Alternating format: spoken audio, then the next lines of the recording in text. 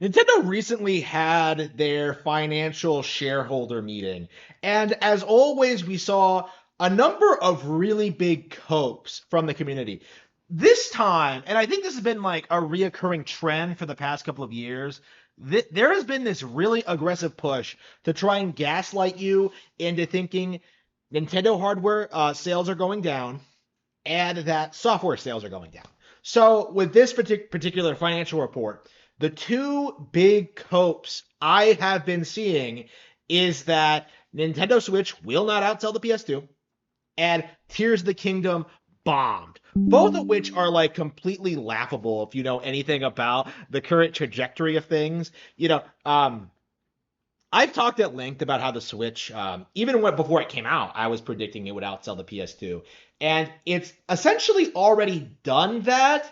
The issue is that Sony keeps fudging the numbers, right? So, 10 years ago, PS2 sales were at like 152 million, and now they're at like, they were at 155, 158, and now they're at a straight 160. Sony is like straight up propping up these numbers, fudging them to try and keep ahead of the game.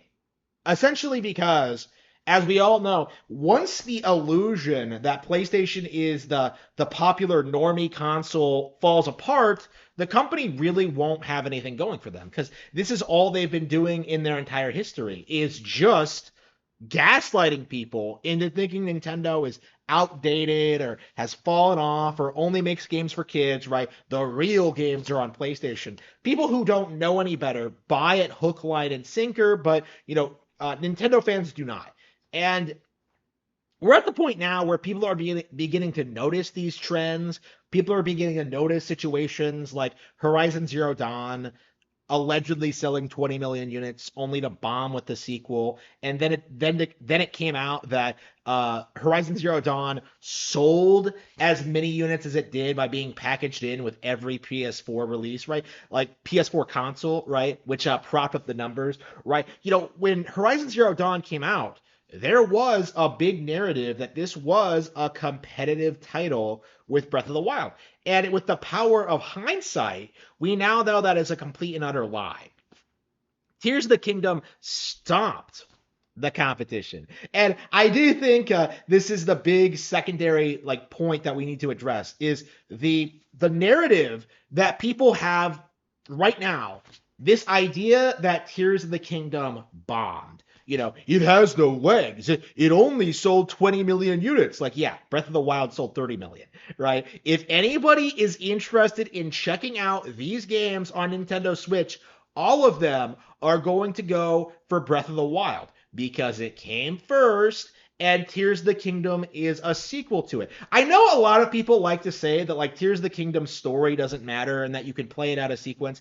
That's technically true, but in order to get the full experience of playing these games, you do have to play Breath of the Wild first because you see a lot of reoccurring characters in Tears of the Kingdom. Certain side quests don't make any sense. There's this sense of progression. Both of the games are wildly different from one another. But what has been happening with Tears of the Kingdom is that anybody who is interested in it needs to buy and play Breath of the Wild first. And people have been trying to downplay the fact that people are still buying Breath of the Wild in 2024. They're trying to make it out to be a bad thing. Like, oh, Tears of the Kingdom failed so epically. Breath of the Wild outsold it this quarter without really stopping to register that well, wait a minute. Naturally, the people who buy and play Breath of the Wild are going to move on to Tears of the Kingdom eventually. It doesn't really matter when that happens. Again, this is the reality. When you look at something like GTA 5, what happened? A Link Between Worlds came out that year. Breath of the Wild came out 4 years after that. Link's Awakening, Skyward Sword HD, Tears of the Kingdom, right? You can argue Grand Theft Auto 5 is one of the most successful video games ever made, but it is not a successful video game IP, right? Grand Theft Auto is not going to have a successful film adaptation like Zelda has, right? It's never going to have a successful comic book adaptation. It's never going to have successful spin-offs. Like all anybody wants to do in Grand Theft Auto is run around in a Black Lives Matter simulator, right? That's the game. Grand Theft Auto has nothing going for it when it comes to its actual game design, with its philosophy, with its the games don't evolve, right? Like it's the same thing over and over and over again. But people eat it up just because it's Grand Theft Auto. But Pokemon out earns it. Nintendo in general is coasting well beyond Rockstar. Rockstar is completely beholden to making the same generic, AAA slop they've been making since 2001. While Nintendo has been innovating and growing for years, you can see a very clear progression going from Ocarina of Time to Tears of the Kingdom. And yet with Rockstar, it's the same thing but worse every single time, right? This is the thing that people don't want to bring up when talking about Nintendo, when talking about the companies in general. Like, these games are going to be relevant forever. They're going to be available on the eShop. They are going to be distributed. They are going to be re-released, right? We've been getting a lot of Kirby re-releases lately, right? Return of Dreamland, like Deluxe, like that was fantastic, right? The best version of the game by far. You know, you are not, you are never going to be able to downplay a major Nintendo release ever again, right? Xenoblade Chronicles X, I think, is a really good example of what's going to happen when it comes to these like Nintendo games that are successfully downplayed.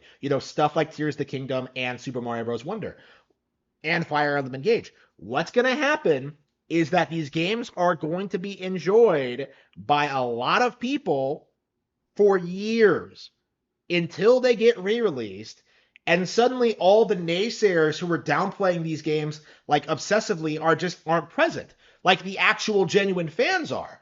And we've seen this cycle play out like several times over the past several decades, right? Majora's Mask, right? People forget how much that game was hated when it first came out. Wind Waker is a good example. Metroid Fusion is a good example. Pikmin is a good example. Luigi's Mansion is a good example.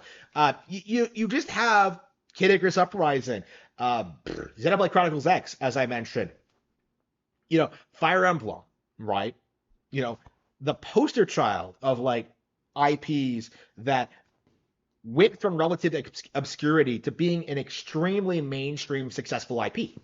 This is the current state of Nintendo, right? There isn't going to be this massive downfall for the company. It just isn't possible at this point. You could like not buy a Pokemon game ever again, and the TCG would still be relevant, right? The anime would still be relevant, right? You're not going to dismantle an IP like that overnight. It just isn't going to happen. Like Pokemon Scarlet and Violet by themselves outsold Baldur's Gate 3. Like that's insane to me. Oh, actually, Tears of the Kingdom and Mario Wonder did as well. But all of those games outperformed Baldur's Gate 3, the game that was hyped up as being this huge success story. But of course, like the Nintendo games are the ones that are derided and mocked and downplayed aggressively, in spite of like outperforming it critically and commercially. Right, in spite of the fact these games are going to be way more fondly remembered. Like I think that fact has become very apparent over the past year, seeing more and more people get into Tears of the Kingdom, all the narratives about it getting dispelled and destroyed. And now we're in this really weird position where the Pretendos have to try and gaslight people into thinking 20 million units sold is somehow a failure for Tears of the Kingdom. They're trying to gaslight you into thinking the Nintendo Switch is running out of steam, that nobody's buying games on it when they've released multiple million sellers over the past year. Okay, a relatively slow year for Switch. People are desperate to downplay Nintendo, and it just isn't working out anymore. It's just completely falling flat. And I'm really curious just what the end result of all of this is going to be, right? Like it is, it more and more we're seeing that this kind of behavior, this kind of attitude, this kind of um, this kind of mindset is dying, right? More and more, like I'm seeing people like Review Tech USA or RGT85, people who used to make careers out of like being pretendos online and like criticizing everything the company does. I saw people like mock like RGT85 for his take on like Nintendo Music, right? I've seen people mock people for their takes on Alarmo. I've seen like Mario and Luigi Brothership just got an IGN review, right? It got like a 5 out of 10 from IGN.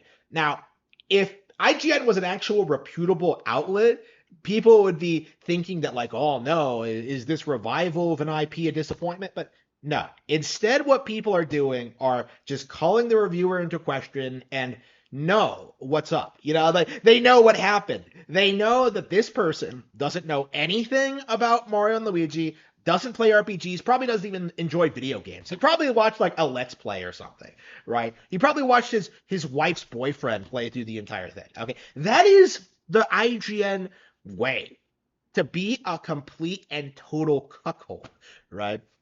Nick Rekieta wishes he could be half as gay as IGN, but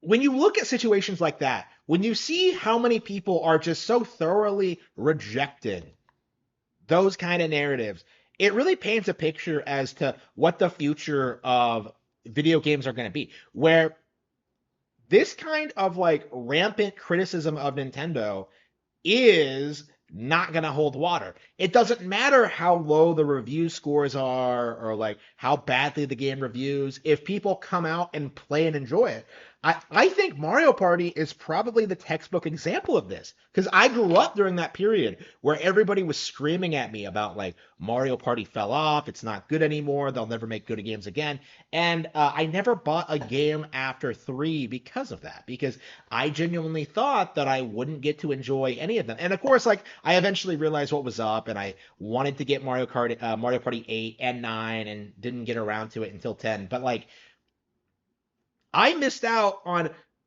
the later years of Hudson Soft era Mario Party because game journos told me to. And now, playing Super Mario Party Jamboree, seeing how big of a hit that is, seeing how wonderful it is, seeing how like it is the best Mario Party game I've ever played. Like all of that narrative, all those conspiracies, they completely fell flat. Game Informer, the company that I saw like most aggressively going after Mario Party games back in the day, they've gone bankrupt now. They don't exist no more. They're not pushing their nonsense onto the scene anymore. Game Informer is done.